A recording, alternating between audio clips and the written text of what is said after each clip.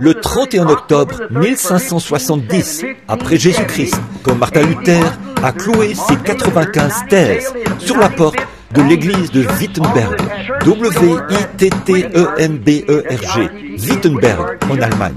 C'est à partir de cette date que la réforme a commencé. Le feu a commencé à se répandre.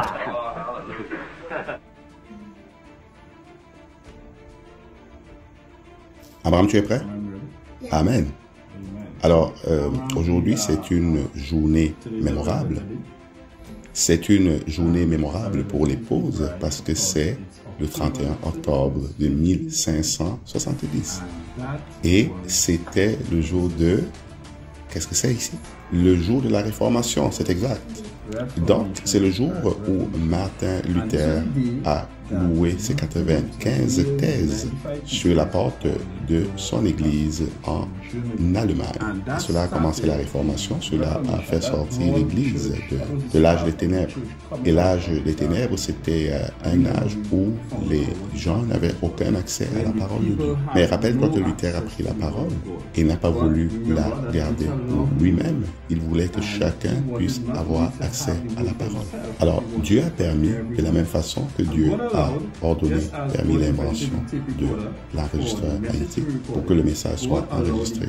Alors, Dieu a permis que l'imprimante soit inventée. Donc, ce que Martin a fait, c'est qu'il a pris la Bible et il l'a traduite, afin qu'il y ait dans le futur aussi des traductions en anglais et tous ces témoignages. Donc, il a donné accès gratuitement à la Bible à tous ceux qui vivaient dans cette époque-là. Et ceci a pavé le chemin pour l'âge suivant qui devait venir. C'était le grand âge missionnaire, l'âge missionnaire. Et là, c'est John Wesley. C'est l'âge dans lequel la parole a été emmenée partout par les missionnaires, partout dans le monde, commençant par l'œuvre de Luther, maintenant continuant par Wesley. Mais maintenant, nous sommes dans notre âge. C'est l'âge de l'œuvre rapide.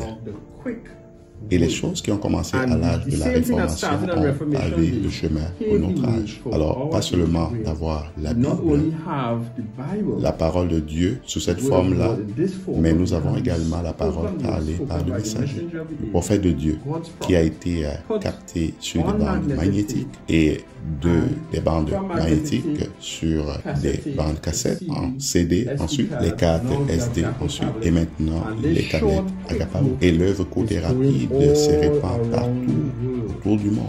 Alors quelqu'un viendra avec un message qui cadrera parfaitement avec la Bible, et une œuvre rapide fera le tour de la terre. Les semences seront diffusées dans des journaux, dans des ouvrages, jusqu'à ce que toutes les semences prédestinées de Dieu l'aient entendues. Et c'était le début de quelque chose qui se poursuit maintenant même.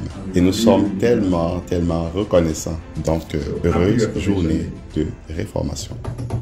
May men and women tonight catch the vision, understand what God's program is for this last day.